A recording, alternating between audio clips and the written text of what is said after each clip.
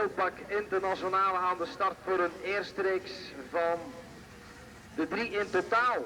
Welke zij gaan verrijden over deze 2 dagen, want morgen dan krijgt u weer om 3 reeksen voor internationale. Of vandaag liever 1 en morgen nog 2. Dat is de correcte telling. En ook deze reeks die wordt op video gezet door het VDL reportageteam. Dus mag ik nogmaals vragen dat iedereen achter de dubbelafsluiting gaat staan om deze internationale toe te laten een ongehinderd wedstrijdverloop te kennen. En favorieten naar voren zetten, dat is hier vandaag erg moeilijk met inbreng van een aantal BMW-renners, ook een aantal internationale van de MN staan erbij. En het is John Smijers met Dirk Haar en Goedschalks. Het is Goedschalks de eerste kopman voor Dirk Haar en daar de Karel van de...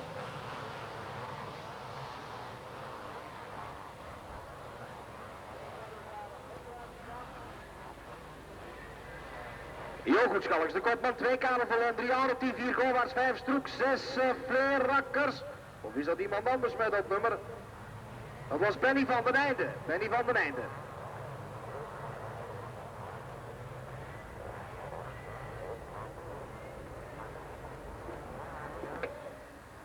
Een derde plaats voor Arentie, Stroek, Govaerts, ook van den Einde. Dan zitten daar een aantal vrienden aan. Ik dacht ook zelfs dat die sterks daarin te hebben herkend, hoewel ik van oordeel was dat hij niet was ingeschreven. En Dominique Vrijen, dat is dan voorlopig de laatste man in de wedstrijd. Hoewel ik ook had gezien op het videoscherm dat een van die mensen ten val was gekomen. En dan de eerste doortocht met volledig visueel contact. En dan gaan we die eens even op een rijtje zetten. Het is Jogo Schalks terug opnieuw naar de leiding doorgekomen. Een tweede plaats voor Dirk Haar, opnieuw derde Stroeks. 4 Govaerts, 5 Schrooien, 6 Karel van Loon, 7 Boeien, 8 van den Einde, 9 Dirks. Dan ook Chris Meijers, die ik daar herken, en die verwerft John Smijers. Hola, een van de Nederlanders, die maakte daar een serieuze smak. Nee, dat was Freddy Jansen van BVM. Terwijl hier in de achtergrond Jeff Kermans, Mark van Winkel en ook Dominique Verrijen langzaam. Die verwerft daarvoor Chris Toeks, John Smijers, Rocco van der Vorst. Nee, dat is Martin Koenen. Met het nummer 49. Ja, ik vind dat sommige jongens er toch niet echt hun best hebben gedaan om een motor kenbaar te maken. Maar dat is dan enkel en alleen in hun eigen naam. Na 3 minuten wedstrijd, kopman, Jogo Schalks tweede. Stroeks nu, ja, Stroeks wordt tweede, Schrooien derde, Arentie 4 van Loon 5 en dat is dat Jan Geboes op de 6e plaats. Ook Chris Stroeks die er langs komt. Achter Stroeks, die verwerft John Smijers. En dan krijgen wij de volgende tussenstand na 2 ronden. 1 Jogo Schalks, 2 Rudy Stroeks. Een derde plaats voor Harry Schrooien, 4 voor Dirk Arentie, 5 Geert-Jan Boeien, 6 Jansen, 7 van den Einde, 8 Dirks, 9 Stroeks, 10 Smijers, 11 verwerft, 12 John Smijers, 13 Paul van Moer, 14 Koenen, 15 De Win, 16 even ik gezien, 17 Bresseloers, 18. Dat leek wel even Dirk Vermeer, maar dat... Ja, ze maken het zichzelf uiteraard moeilijk.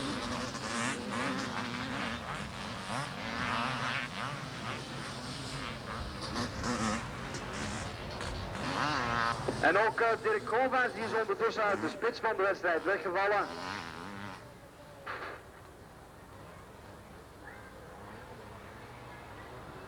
En die mannen die gaan er zo voorzichtig oversteken, die zijn van zins van de ene aan te pakken, denk ik. In de bergplaats van MC Rijkevorsel. Smakelijk. 10 minuten lang moeten deze mensen gaan vechten. En dan vraag ik mij ook even af waar Karel van Loon ondertussen is gebleven. Goedschalks is de kopman. Op de tweede plaats Rudy Stroeks, derde Harry Schrooien.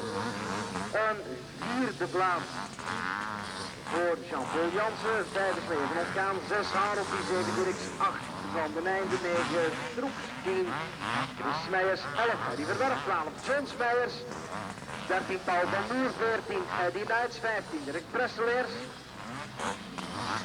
Een 16e plaats voor Freddy Jansen, 17 Koenen, 18 Pruisten, 19 Stroeks, 20, 21 Karel van Loon, 23 Hermans, 24 van Overdijk, ronde een plaats in de kop van dat peloton wist te verwerven, maar die om een of andere onduidelijke reden werd teruggeslagen en nu als een van de allerlaatste in dat pelotonnetje die van start te gaan. Ondertussen kregen wij een aanval van Harry Schrooien en dat op de stelling die bekleed werd door Rudy Stroeks en dat is dan de tweede plaats. Van een eerste reeks, Achtung Fahrerlager. Die internationale Zeitenwagen, bitte melden Sie sich am Stadtstelle für Ihren ersten Lauf. Attention Paddock, the international sidecars are pleased to come to the start box for the start of the first heat. 1 Goedschalks, 2 Stroeks, 3 Schooien, 4 Jansen, 5 Boeien, 6 Dirks, 7 Harold, 8 Van den Einde, 9 Stroeks en 10 Chris Meijers.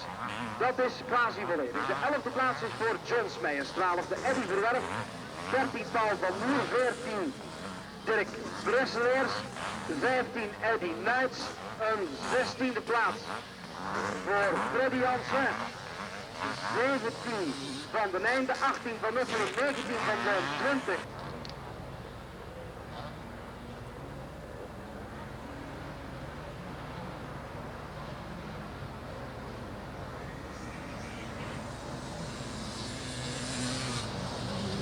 En Jogo blijft de kopman en zoals gezegd kwam Harry Schrooien op de tweede plaats, de derde, Jean-Paul Jansen 4, Boeien op de vijfde, Dirk als zesde, Stroep 7, Harold 8, Van den Einde 9, Chris Meijers 10 en een 11e plaats voor Boer Jeff. Als 12e noteren wij Eddie Verwerf, 13e Paul van Moer, 14e Dirk Bresseleers, een 15e plaats voor Freddy Jansen, 16 Eddie Nuits, 17 Karel van Loon. De 29e plaats wordt dan opgetekend voor Dirk Govaerts, 30e Roger van Dijkhorst. En dan komen de twee mensen welke zo even betrokken waren in de valpartij, met name Penny de Win. En daarbij zat denk ik Thijs Pruisten. En ook de week tevoren op de Balenberg te weten komt, werd de trofee behaald door Harry Schrooien en dat voor het eerst op nieuw materiaal. Trouwens, ik heb niet de doortocht mogen noteren van Erwin Albert. De Goedschalks blijft kopman, tweede Schrooien, 3 Jean-Paul Jansen, 4 Stroeks, 5 Gert-Jan Boeien, 6 René Dirks, 7 Chris Stroeks, een 8e plaats voor Teddy Van den Einde. 9 Chris Meijers, die is voorbij Dirk Harold, die wordt dat 10e. En John Meijers is 11e. En ook achteraan blijft dat dezelfde wedstrijd bij 10 Goedschalks, 2 Schrooien, 3 Jansen, 4 Boeien. De dik zit in zijn plaats, dus dan moet er nog iemand tussen zitten.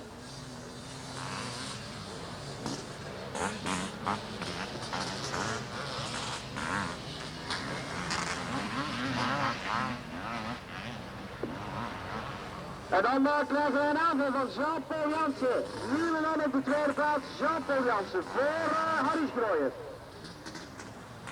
Nou, dan wordt het moeilijk. 1 Goedschalks, 2 Jean-Paul Jansen, 3 Schrooien.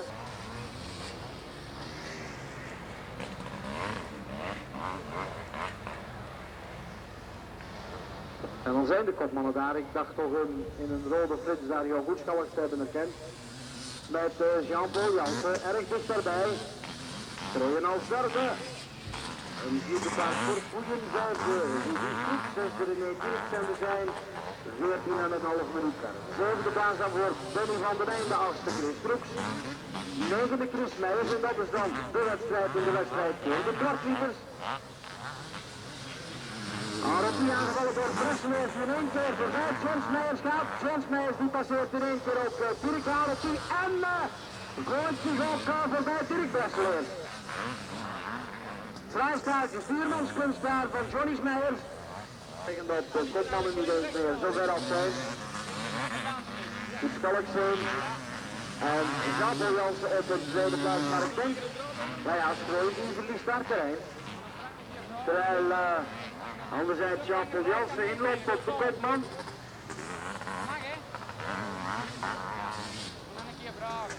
Terwijl wij hier ook een opmerkelijke prestatie weer noteren voor René Dirks. Die zich dan toch in deze eerste 16 wedstrijdminuten voor treffer. Jogo Schalks zullen het nog een stevige laatste 5 minuten worden, denk ik. Hoewel Harry Schnooy zich nu de tweede adem heeft gevonden, maar ook weer Champoen is opgelukt voorbij Stroeks. Dus 1, Goed Schalks, 2.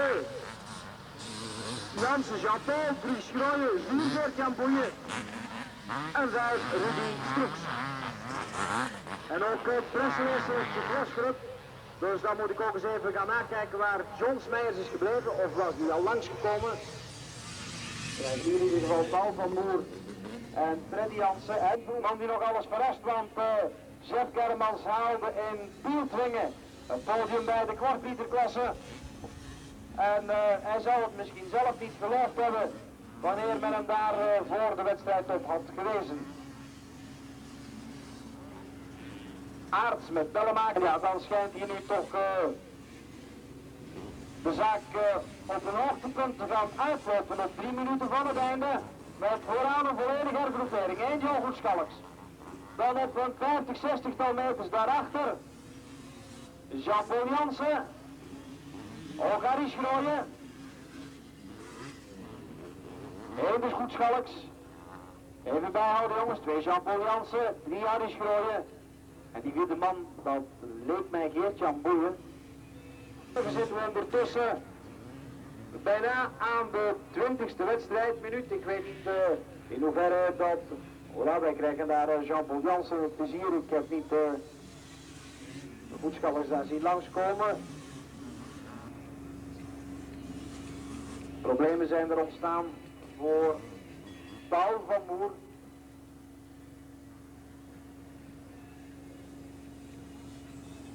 Met Goedschalks hier en dat blijft uitkijken voor Jean-Paul Jansen.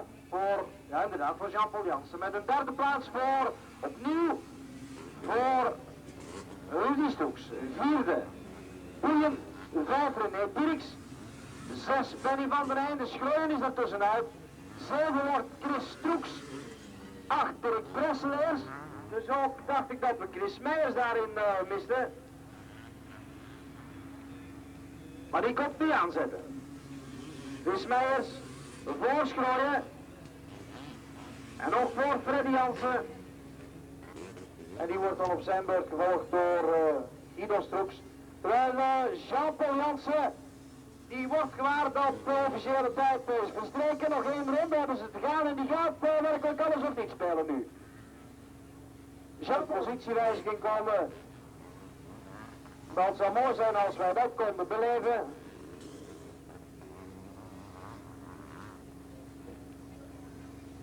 En het is nog altijd Goed Schalks.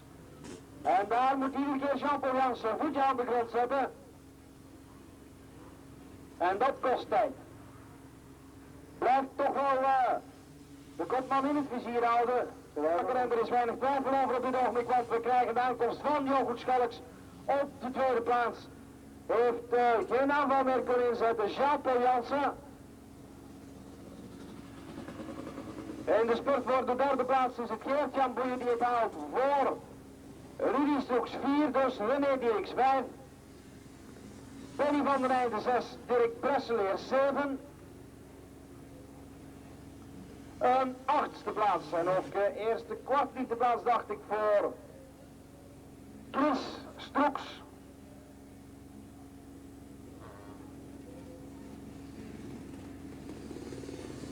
Wordt Harry Schrooien.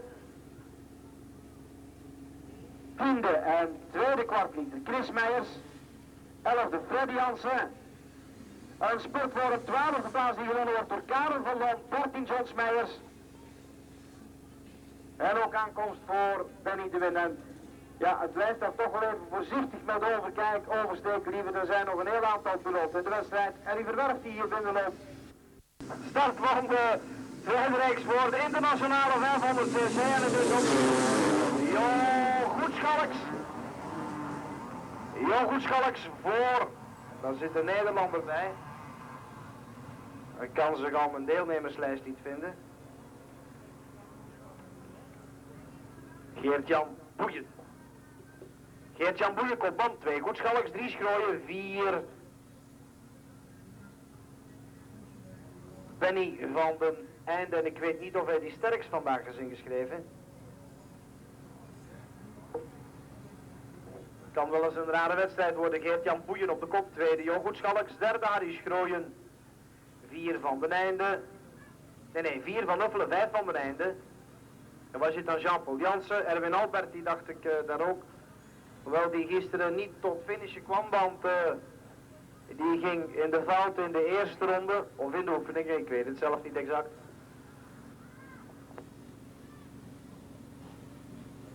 De werkploeg wordt gevraagd de rechte lijn, terwijl hier een premie werd binnengebracht van 1000 frank. Die is bestemd voor Walter Roelands, geschonken door Taverne Breugelhoeve uit Nijlen. De eerste doortocht, Gert-Jan Boeien. Tweede Jogo Schalks, 3 Harry Schrooien, 4 Walter van Uffelen, 5 René Dirks, 6 van den Einde, Smeiers, Presseleers, ook Stroeks Verwerf, Van Loon, Smeiers, Stroeks, Aarts, Van Moer, Haroldie, Van Den, Van Winkel, Govaert, ze zijn er allemaal bij. Ah, die mevrouw met dat bord, die moet daar maar oppassen dat ze een piloot niet in het gezicht raakt.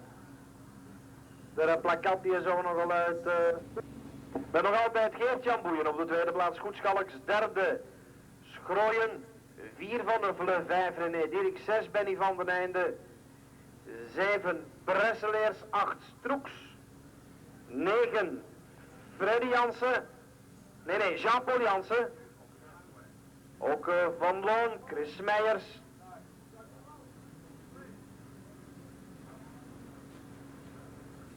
En Boeien blijft daar op die eerste plaats nog altijd voor goed Schalks. Dan is Schrooien derde, Van Uffelen 4, Dirks 5, Van den Einde 6, Bresseleer 7, Stroeks 8, Jean-Paul Jansen 9, Eddie Verwerf 10, Van Loon 11, Chris Meijers 12,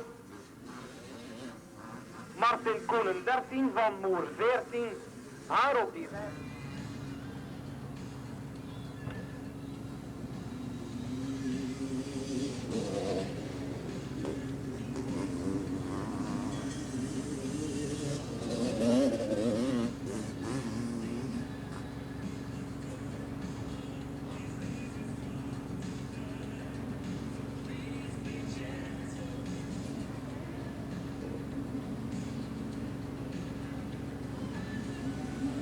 Ze gaan terug in de aanval. Maar hierop, Geert-Jan Boeien als kopman voor goed Schalks. En dat drietal blijft het vooraan. Dan kijken ze even aan, René Dirks, die gaat hier naar de vierde plaats oprukken. René Dirks 4, Van de 5, Van den Einde 6, Bresseleer 7, Stroeks 8, Jean-Paul Jansen 9, Eddie Verwerf 10, Karel van Loon 11, Chris Meijers op een 12e plaats, 13e Koenen, 14e Paul van Moer, 15e Dirk Haroldie, 16e...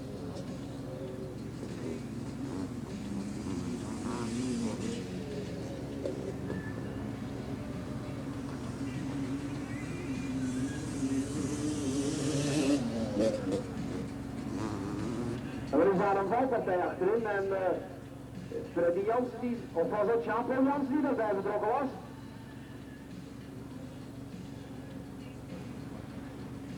Dat zou dan de tussenstand wel eens overhoop kunnen gooien. Maar nog altijd is het Geert-Jan Boeien voor goed Schalks Harry Schrooien, die het commando voor een René Dirks, die is niet zomaar zin is van zijn vierde plaats af te geven, werd gisteren al vijfde, Van Uffelen 6e, Bresseleer 7, Van den Einde 8. Twee plaatsen toch voor Eddie Verwerf en voor Karel van Loon. Zitten al 8 en 9 rijden, 26 Stroeks, 27 Walters, 28 Pruisten. Doet me iedere keer aan afsprong denken, ik kan het ook niet helpen. En Benny de Wit kiest er ook al het slachtoffer samen met Gijs Bruijs. Kat en muis blijft hier behouden. En ook in deze nevenreeks maken de Hollanders een goede indruk met de eerste plaats van Geert-Jan Boeien. Voor Goedschalk Schrooien. Dirks van der Vellen. Brisselers van den Einde. Karel van Loon. Ja, die is ook van ver teruggekomen, Karel van Loon. Die kwam van de 11e plaats af toen wij gingen noteren, maar aanvankelijk zat hij veel verder terug nog in de wedstrijd. En de stellenmakers nog voor Jan Wouters, Gijs Bruijsen en Mark van Winkel. En ook Benny de Wit. En ik denk dat Goedschalk zo ongeveer halfweg de wedstrijd wel eens wil gaan testen hoe ver het weerstandsvermogen van Geert-Jan Boeien is aangetast. Want even om gisteren al de eerste reeks, maar zou het met de tweede reeksoverwinning, terwijl we daar zijn vrouwtje zien staan.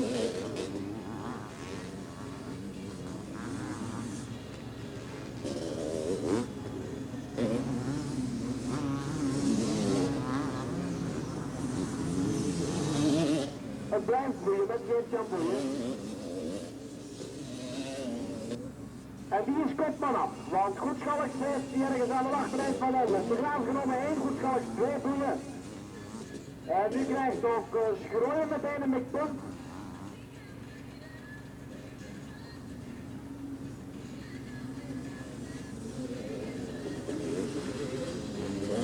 Steekstuur, Brusselaars 5, Van Knuffelen 6, Van den Einde 7, Karel van Loon 8.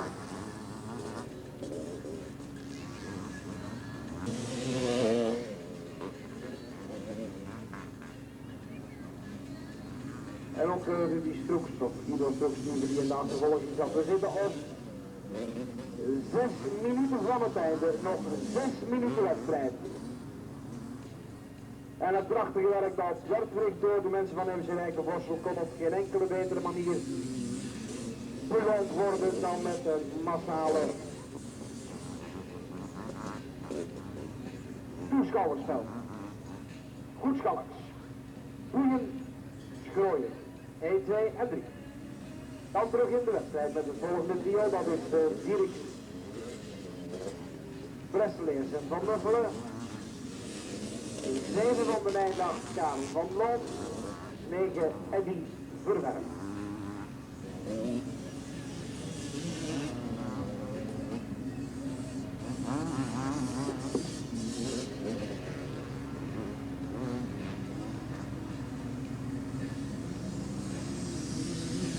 Hier over de jurywagen alstublieft. Jan van Rooij aanbieden op de jurywagen.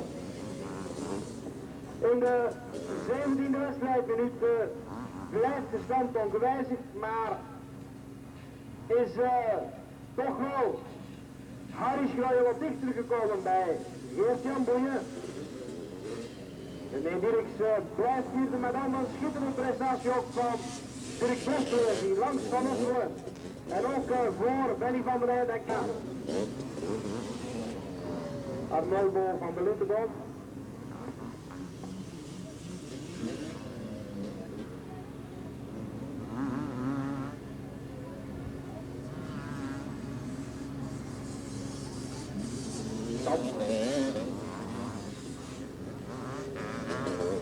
Ja, nu gaat hij zijn nummer nog wegdraaien. Het is Wim Bellenmaker. En dan de kopman. Op pakweg 1,5 minuut van het einde. En dan komt daar de verwachte aanval van Schrooien op bestelling van Geert-Jan Boeien. De inzet is de tweede plaats.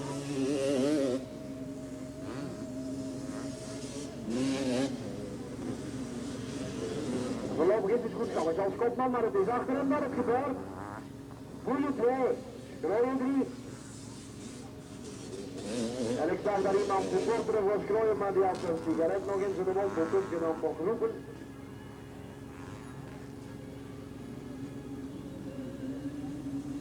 Zometeen een wijziging mogen melden. Goedschalk is nog altijd de kopman. Ja, en ik kan even, ja, het is nog altijd boeien voorschrooien. Wie van de twee gaat het eerst begeven? Tot de laatste ronde. Dus voor Jogo Schalks die nog niet helemaal aan de nieuwe aardappel is. Omdat die twee daarachterin toch ook niet zo'n slapjalen ze zijn en er een behoorlijk tempo op nou. En ik heb zelfs de indruk dat Schreeuwentans een beetje meer afstand moet nemen van Gert-Jan Boeien.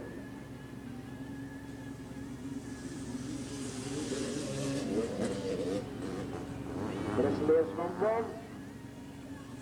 Voor Van den Einde. Een mogelijke positiewijziging die zich mogelijkerwijze zou hebben afgespeeld in de spits van dat peloton waar Voetschalks nog altijd de kopman is.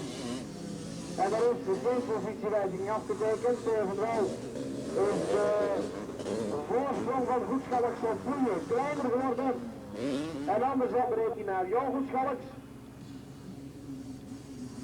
Het is een feit dat wij moeten afwachten. Nee, ik denk dat de kaarten nu duidelijk geschud zijn, terwijl dan nog een toevallig piloot misschien nog voor wat hij kan zorgen. Valt allemaal nog aan mee, maar Roger van Dijkhoff zou daar een mogelijk hinderbal kunnen betekenen. Hoewel dat geen bezwaar mag zijn voor Jogo Schalks, tweede reeksoverwinning. Tweede wordt Gert-Jan Boeien. En de derde plaats die is voor Harry Schrooien.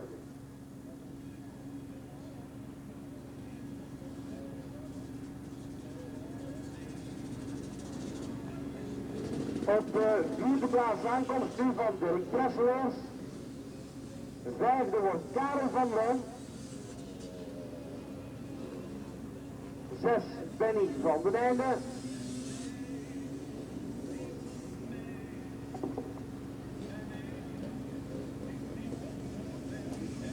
5 Wouter van Uffel, terwijl Frans Sint-Bielen hier dringend wordt gevraagd.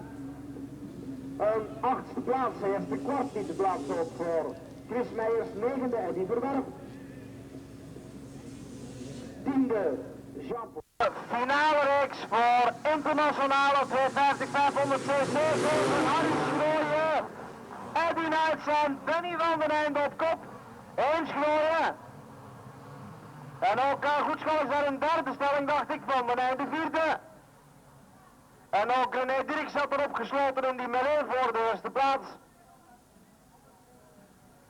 Schrooien 1, van den Einde 2, Jean-Paul Jansen 3, Nuits 4, Van Nuffelen. Ook Van Loon kennen we wel voor in de wedstrijd. En dan is er een valpartij.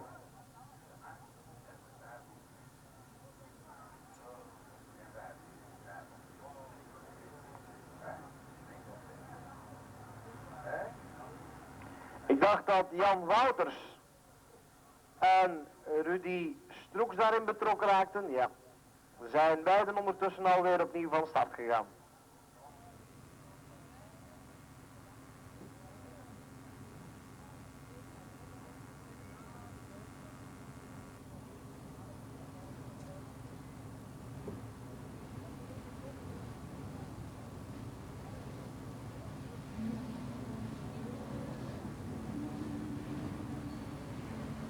En op heel de deelnemersveld ontrolt zich hier voor ons op de monitor van het videoteam VDL.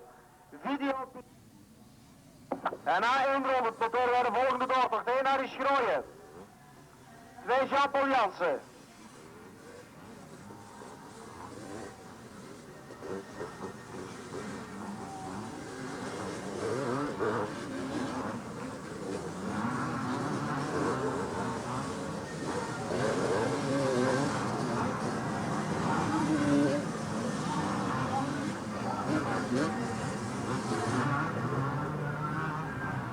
En die doortocht die gaat er dan uitzien als volgt. 1 Harry Schrooien, 2 Jean-Paul Jansen, 3 Geert-Jan Boeien, 24 Van Overdijk, 25 Chris Stroeks, 26 René Dirks, 27 Mark Aerts, 28 Rudy Stroeks en daar zaten er nog een tiental piloten achter.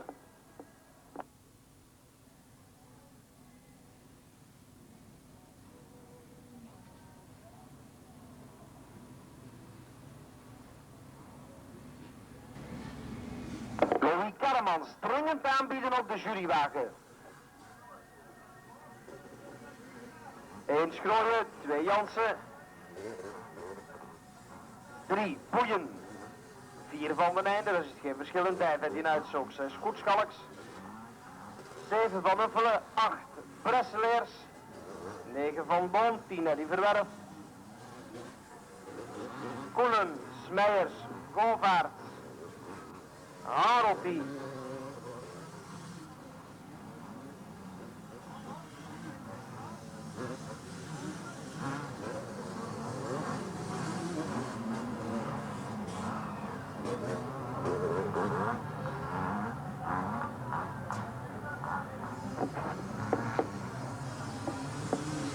ja, en als er veel toeschouwers zijn, dan kunnen die soms in de weg staan, zelfs van de mensen. Louis Karremans dringend aanbieden op de jurywagen alstublieft. Louis Karremans.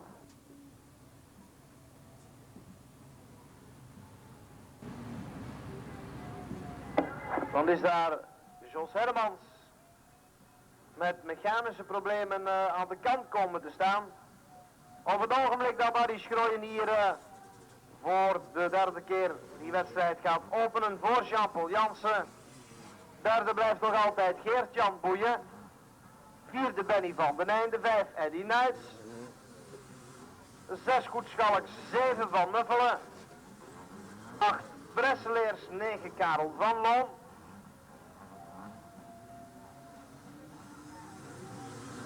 Eddy Verwerf 10e, 11e Chris Meijers, 12e Govaert, 13 Hareltie, 14 Koenen. Goeie zaak voor Chris Meijers.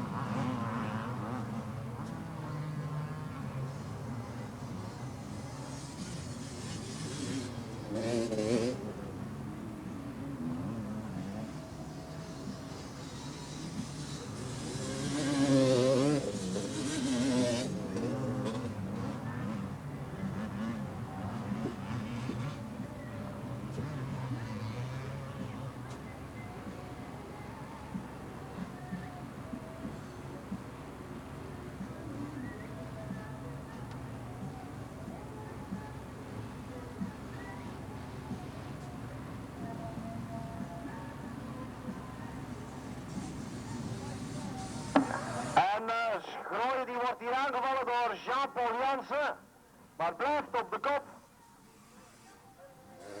En ook Geert-Jan Boeien die dezelfde punten heeft als Goedschalks. Benny van den Einde 4e en dan Goedschalks op een 5e plaats, ja. Voornuit, Van Uffelen van Loon, Bresseleers. Dus Goedschalks totaliseert nu Werner Wouts, Margaard. En dan ja, Schrooien die blijft daar duelleren met Jean-Paul Jansen. Want deze laatste legt hem na het vuur aan de schenen. Het ventje dat is, ik schat zo'n jaar of 3 oud.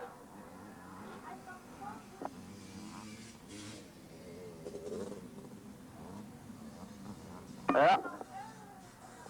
Er is er alleen die zegt dat ze de moeder ervan is. Vader zit misschien in de tent, wat wie weet.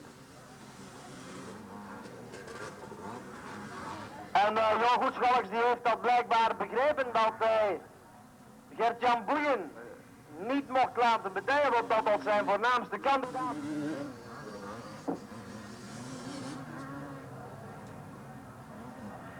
Aan de Achterellerspark. De deelnemers aan de jongerentrofee die worden verzocht zich aan Overbrugge. 9 Peter Bulens, 10 Rudy Geentjens, 11 Chris Bormans, 14 Ludo Mertens, 15 Luc Bastiaansen, 17 Mark Lurings, 19 Ivo Turlure, 21 Joël Smets, 24 Pascal Quintens, 25 Erik van Verdonk, 27 Erwin Mogal, 32 Chris van Rooij, 35 Dirk van den Bossen, 36 Dominique Strijbos, 38 Danny Truits, 40 Mark Bogemans, 41 Ingo Lebens, 50 Michel Jansen, 115 Mark Sieniger, 125 Herman Geukens, 40 Alex Geukens en 44 Ivan Pielens.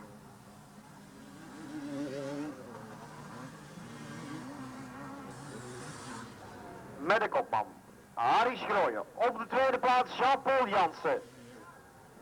Derde Gert-Jan Boeien. Een vierde plaats voor Benny van den Einde. Vijfde Jogo Schalks. 6 Karel van Loon. 7 Walter van Nuffelen. 8 Eddie Nuits. 9 Rudy Bresseleers.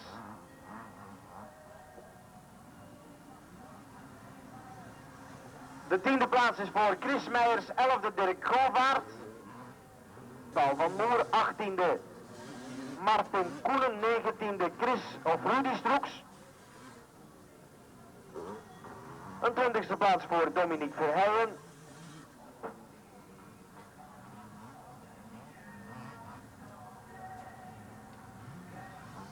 Hola. Ik dacht even dat daar wat stront aan de knikker was, maar het bleek van niet. En wil Gert-Jan Boeien aanspraak maken op de eindoverwinning, dan moet hij op minstens voorbij Jean-Paul Jansen komen. Maar Karel van Loon zou hier wel eens als spelbreker kunnen optreden voor Jogo Schalks. Want ik dacht dat over 3 reeksen niet de tijd van toepassing was. Ik moet mij daar eerst gaan over informeren.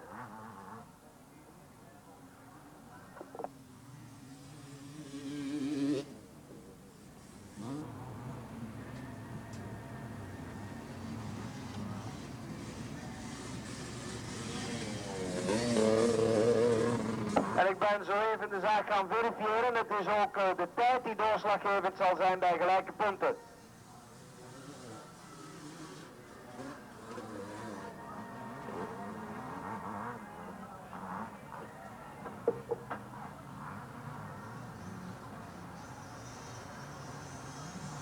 Even doorgaan. Dan moet ik mij nu verbeteren en zeggen dat op 3 augustus het wel in Lummecross is, maar wel op de omloop van Genebos. Dus tegen het Albertkanaal. En niet aan de oevers van de Maas, zoals de Engelsen wel eens durven schrijven in hun weekblad. Schrooien. Jansen. Hola. Eens even kijken hoe dat er de tussenstand uitziet. 1 Schrooien, 2 Gert-Jan Boeien en 3 Jean-Paul Jansen. Dus op dit ogenblik wordt het een spannende zaak. Rechts die nog 2 minuten te goed heeft, dus ik denk nog 2 ronden. Of 3.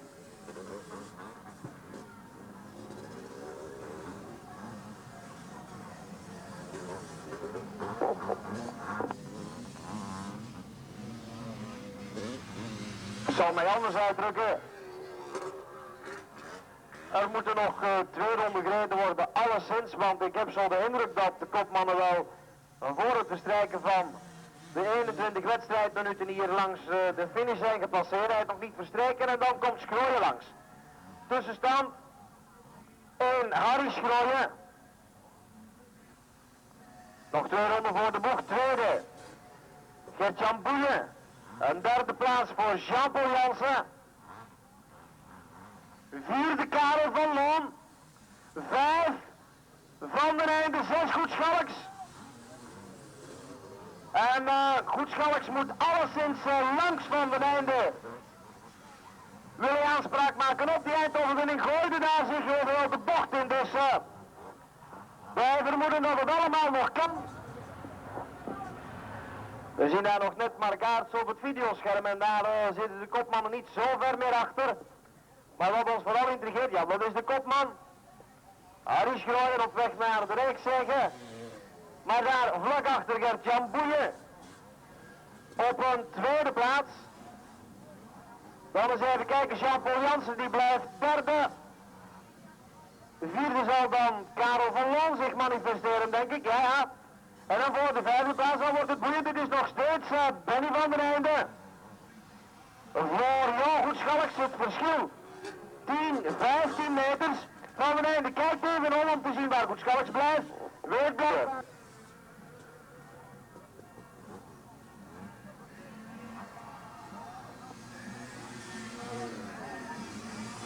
Tweede plaats, Gert-Jan Boeien. Schitterende wedstrijd hier. Derde Jean-Paul Jansen.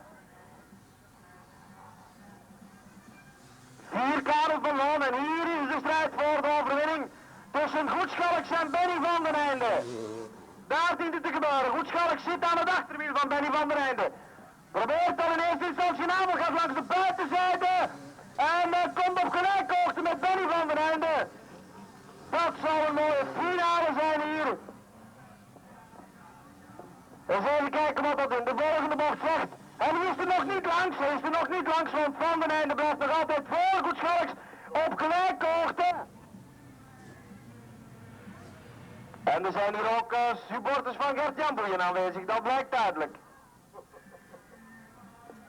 Meneer, wilt u die vlag niet doorbreken zelfs? Harry Schreuder, de kopman. Tweede, Boeien.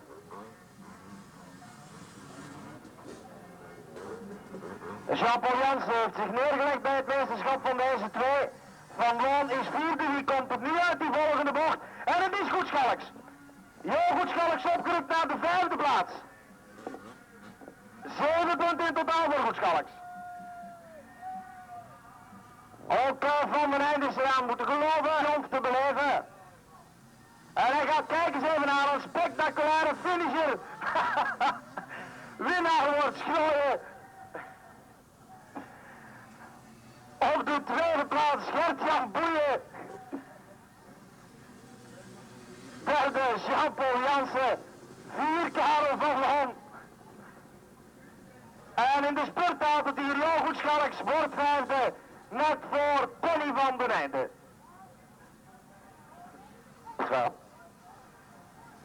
Zesde wordt Walter van Offelen. 7 die Leids. Achter die Bresselaars. Dirk Bresselaars liever.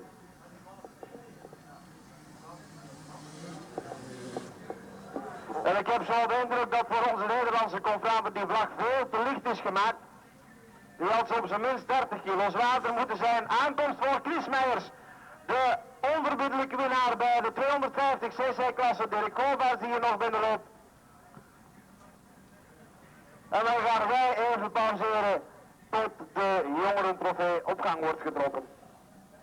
34-28.